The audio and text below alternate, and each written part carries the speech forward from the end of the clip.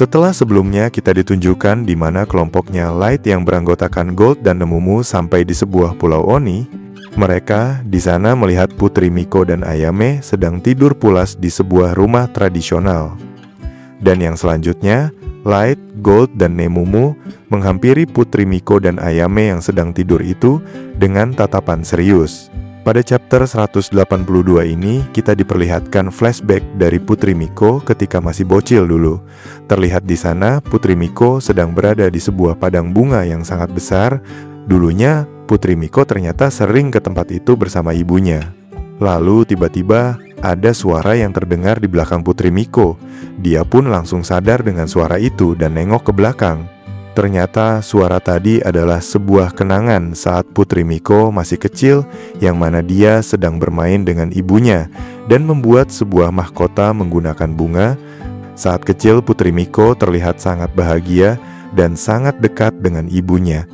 Momen itu membuat Putri Miko sedikit sadar kalau ini semua adalah mimpi semata.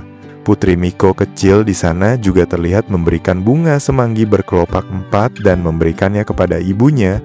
Hal itu dilakukan karena Putri Miko kecil sangat menyayangi ibunya, dan bunga itu sebagai lambang dan doa agar ibunya selalu bahagia selamanya. Putri Miko kecil lalu memeluk ibunya dengan disertai Shin, di mana ada kertas dengan 2 daun semanggi berkelopak 4. Di sana dijelaskan lebih lanjut kalau ketika Putri Miko kembali ke kastil, kami akan menjadikannya sebagai sebuah penanda buku. Hal itu ternyata dilakukan karena Putri Miko dan ibunya sangat menyukai membaca buku.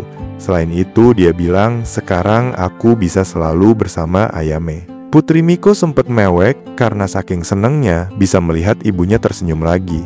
Tapi sayangnya, ada suatu hal yang sedikit mengganjal di sana.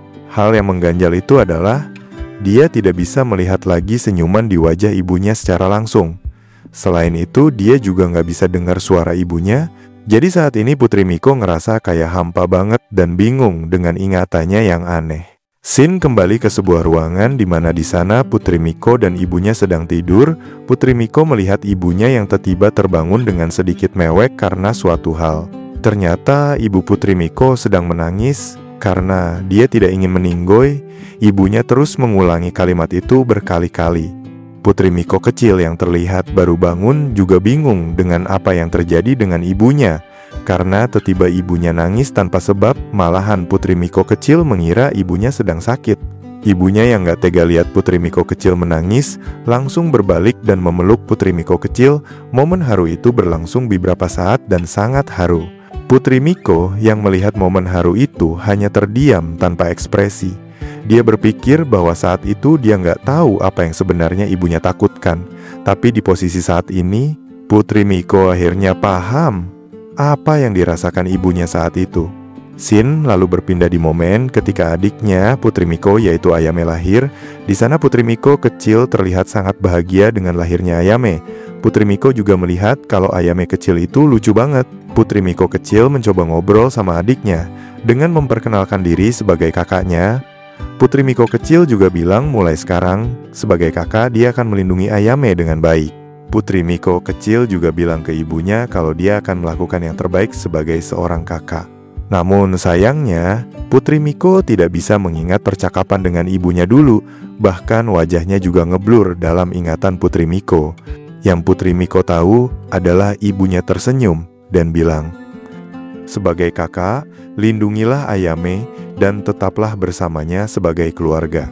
Tapi setelah insiden yang menewaskan ibunya, Putri Miko berjanji untuk melindungi Ayame dengan serius, hingga akhirnya saat ini dia resmi diangkat sebagai Putri Miko. Shin lalu menampilkan sebuah cahaya terang muncul di sekitaran Pulau Onijima. Putri Miko akhirnya belajar tentang peran sesungguhnya dari Putri Miko. Peran pentingnya untuk negeri ini, atau betapa beratnya beban yang harus ditanggung oleh seorang Putri Miko. Putri Miko dalam hati berpikir kalau dia sebenarnya pengen lari aja dan membuang segalanya. Tapi jika dia lari, bukan hanya Onijima, tapi seluruh dunia akan hancur. Dan suatu hal yang pasti, Yang menjadi penerus Miko selanjutnya udah pasti adiknya sendiri, yaitu Ayame. Dia akan dipaksa untuk menanggung beban yang amat besar ini. Putri Miko tidak bisa membiarkan semua alur buruk ini terjadi begitu saja. Dia bersumpah gak akan membiarkannya.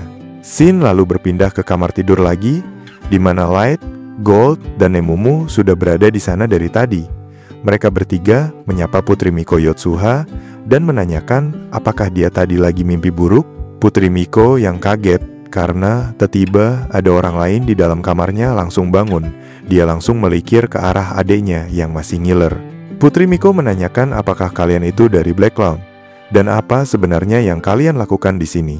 Putri Miko dengan tengil bilang kalau jangan-jangan mereka itu terpesona oleh Putri Miko dan diam-diam menyusup di malam hari. Putri Miko mencoba mengusir mereka keluar dari kamarnya saat itu juga. Light dengan tengil juga nimpalin kalau Putri Miko benar dan langsung minta maaf karena masuk ke kamar Putri Miko tanpa izin. Light ngejelasin kalau dia kesini karena kemungkinan aja bisa terjadi penculikan terhadap Putri Miko, dan Light pengen menyelesaikan semua itu secepat mungkin. Light ngasih tahu ke Putri Miko kalau adiknya udah dibuat tidur nyenyak dengan sihir mereka dan gak akan kebangun. Light juga melanjutkan kalau ruangan ini juga sudah menjadi kedap suara, jadi mau ada sound horeg juga nggak akan kedengeran sampai keluar.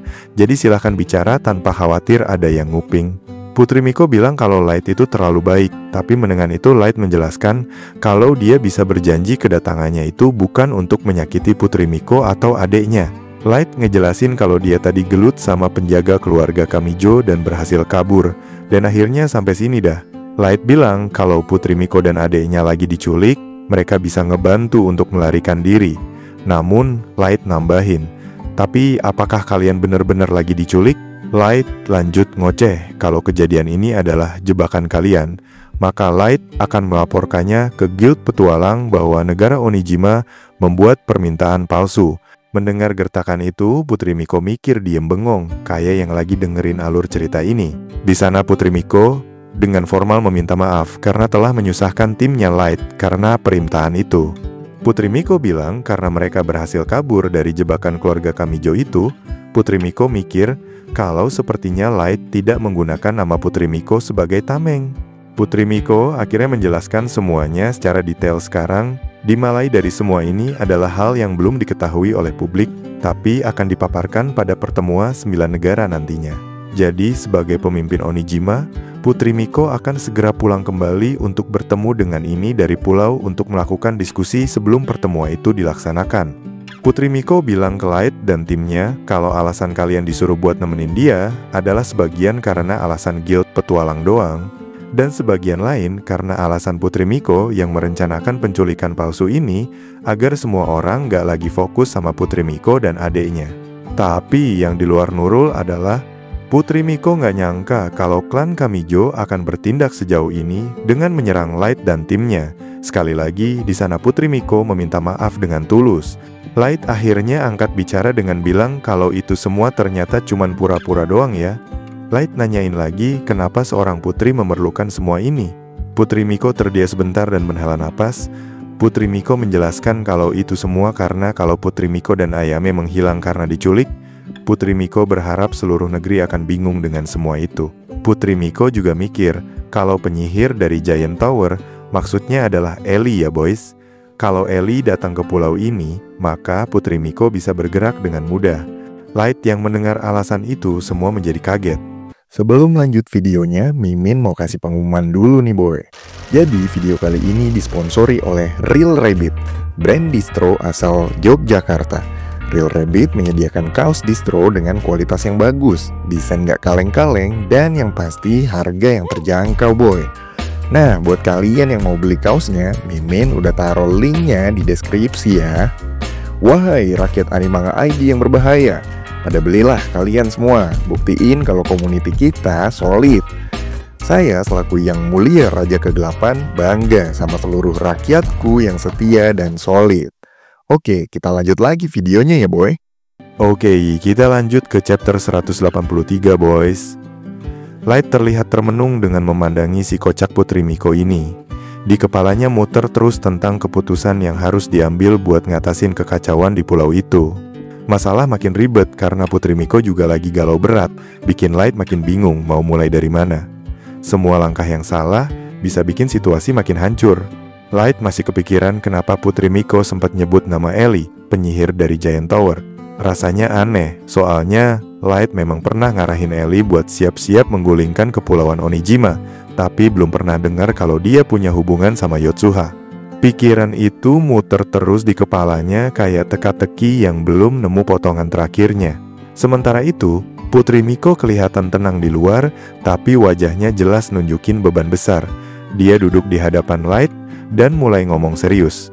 Dia ngaku kalau semua ini pasti bikin bingung, dan karena semua masalah ini gara-gara dirinya, dia bakal jujur ngasih tahu kebenaran, tapi minta Light buat nggak nyebarin rahasia ini ke siapapun, karena ini menyangkut rahasia negara kepulauan Onijima. Putri Miko lalu mulai ngebuka cerita dengan pertanyaan sederhana tentang mitos penciptaan kepulauan Onijima. Light cuma jawab seadanya, karena yang dia tahu cuma versi umum yang didengar orang kebanyakan. Menurut Light, mitos itu cuma cerita klasik tentang dewa yang ngamuk dan putri suci yang nyegelnya demi menyelamatkan pulau. Light lanjut jelasin kalau mitos itu cerita tentang dewa yang ngamuk melahap pulau, lalu bersatu dengan putri suci yang akhirnya nyegelnya. Setelah itu, putri suci dan para pengikutnya menciptakan kepulauan Onijima yang sekarang. Buat Light, itu cuma dongeng turun-temurun yang udah basi, tapi Putri Miko punya ekspresi berbeda. Putri Miko dengan nada serius bilang kalau mitos itu bukan sekadar dongeng, tapi kejadian nyata yang benar-benar terjadi. Light agak kaget, terus memastikan kalau yang dimaksud Putri Miko itu dewa beneran ada dan disegel di suatu tempat. Putri Miko mengangguk pelan, membenarkan semuanya tanpa ragu. Putri Miko menjelaskan lebih lanjut kalau Gunung Ogre, gunung yang jadi simbol Onijima, punya rawa besar di puncaknya.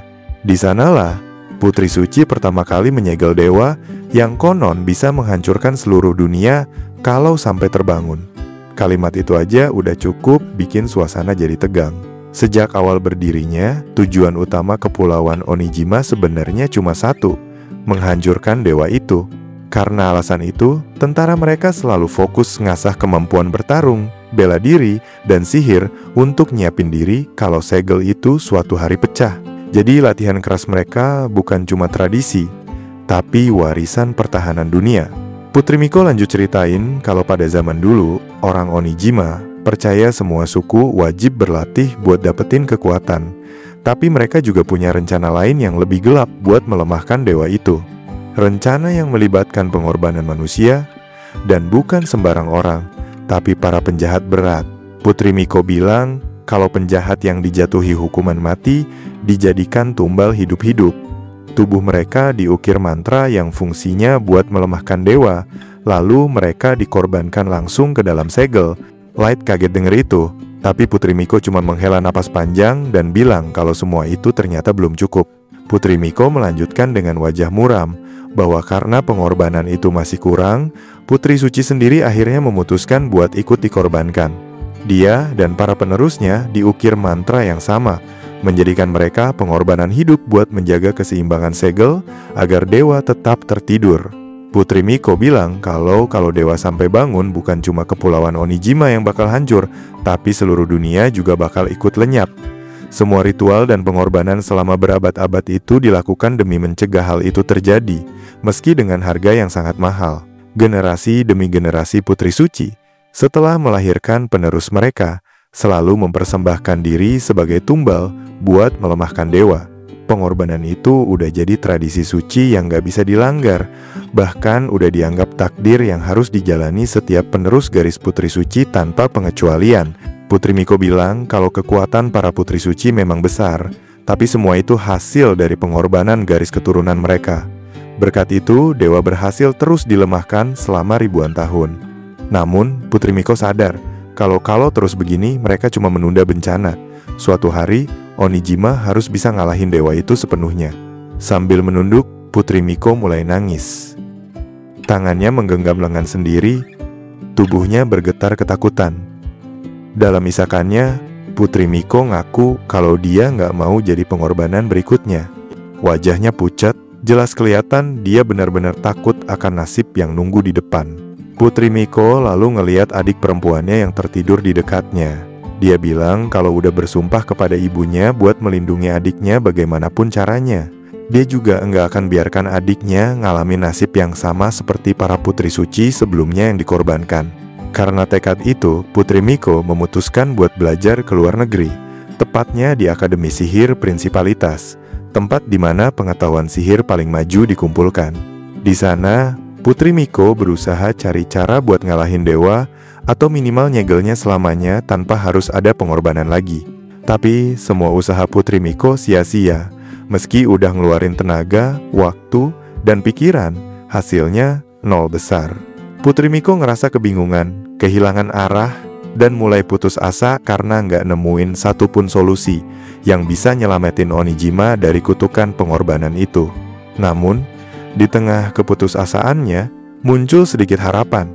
Putri Miko tersenyum kecil sambil bilang kalau seberkas cahaya muncul di tengah kegelapan itu, sesuatu yang datang secara tak terduga, tapi terasa seperti penyelamat. Harapan itu datang dalam wujud seseorang yang dikenal di seluruh dunia. Putri Miko bilang kalau harapan itu nggak lain adalah penyihir menara besar. Sosok manusia luar biasa yang mampu menaklukkan satu negara demi negara, termasuk kerajaan elf, pulau Dark Elf, dan bahkan federasi Beast Folk. Orang itu dikenal karena kekuatannya yang luar biasa dan kecerdasannya yang nyaris nggak masuk akal. Putri Miko yakin kalau penyihir menara besar mungkin bisa ngalahin dewa atau setidaknya tahu cara buat nyegelnya selamanya tanpa perlu lagi korban jiwa. Karena itu, Putri Miko langsung ambil tindakan buat ngubungin penyihir tersebut, berharap keajaiban bisa datang dari sana. Light, Nemumu, dan Gold cuma bisa bengong dengar ceritanya. Putri Miko bilang kalau salah satu penjaga pribadinya, Oboro, ngaku punya cara buat ngubungin penyihir menara besar. Jadi, Putri Miko ngasih semua hasil penelitian yang udah dia kumpulin tentang dewa ke Oboro biar bisa diteruskan langsung ke penyihir itu buat diteliti. Nggak lama kemudian, Putri Miko dapat balasan dari Oboro. Surat itu bilang kalau ada kemungkinan besar buat nyegel dewa secara permanen. Pas baca surat itu, Putri Miko sampai nangis haru di kamarnya. Rasanya kayak beban bertahun-tahun akhirnya ketemu jalan keluar yang nyata. Putri Miko lanjut cerita kalau ibunya meninggal karena kecelakaan aneh, dan karena itu dia tiba-tiba harus naik tahta jadi putri suci. Sejak hari itu, ketakutan akan kematian terus menghantuinya. Setiap malam dia nggak bisa tidur tenang karena tahu waktunya makin dekat buat jadi tumbal. Selain rasa takut itu, ada juga kekosongan di hatinya. Putri Miko tahu kalau adiknya yang paling disayang bisa berakhir dikorbankan juga. Pikiran itu bikin dia hancur dari dalam.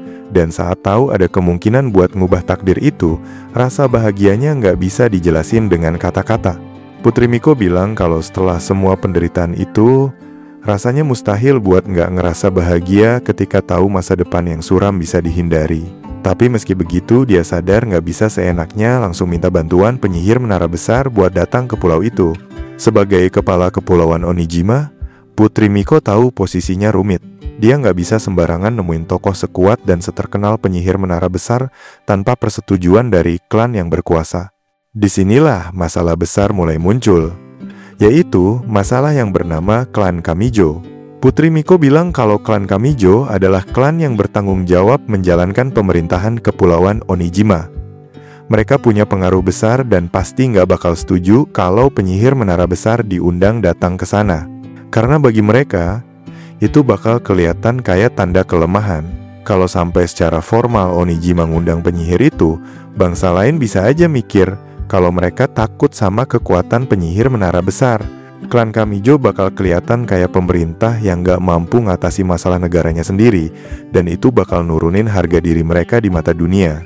Lebih parah lagi, kalau rahasia tentang keberadaan dewa tersebar, dampaknya bakal kacau. Negara lain bisa aja langsung bereaksi dengan cara yang berbahaya, terutama setelah tahu kalau kepulauan Onijima udah ratusan tahun nyembunyiin entitas yang bisa menghancurkan dunia.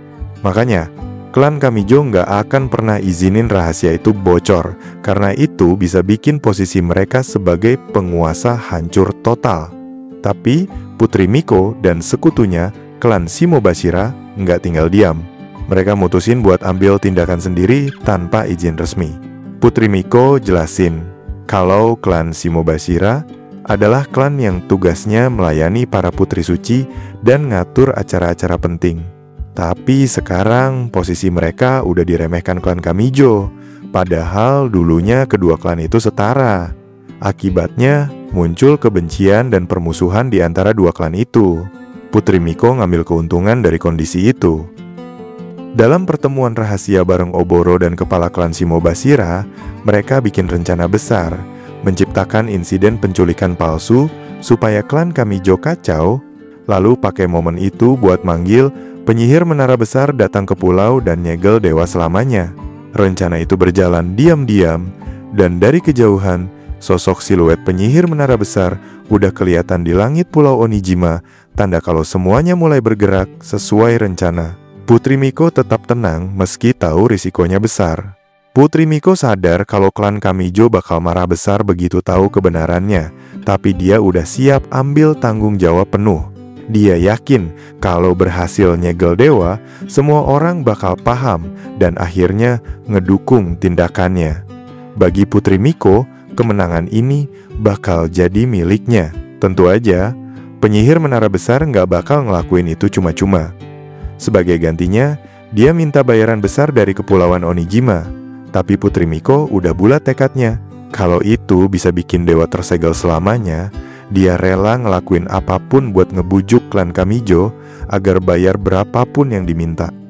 Dengan semangat yang udah gak bisa digoyang, Putri Miko bilang kalau penculikan palsu yang dia buat bukan sekadar aksi nekat, tapi langkah terakhir yang harus dijalanin. Dia gak bisa mundur sekarang, karena semuanya udah terlalu jauh buat balik lagi. Di akhir cerita, Putri Miko berdiri tegak dengan tatapan serius. Di belakangnya tampak siluet samar dari dewa yang masih tersegel di balik gunung. Dengan penuh keyakinan, Putri Miko bersumpah dalam hati bahwa apapun yang terjadi, dia bakal pastiin penyihir menara besar nyegel dewa itu untuk selamanya. Dan, yups, itulah akhir dari pembahasan manga Mugen Gachor pada chapter 183 ini boys. Selanjutnya yang mulia akan lanjut lagi minggu depan kalau manganya juga udah update ya. So stay tune terus ya. Jangan lupa cek community post Animanga buat tahu update pembahasan lainnya. Makasih yang udah setia nungguin update dari yang mulia yang kemarin sempet tepar 1 minggu lebih.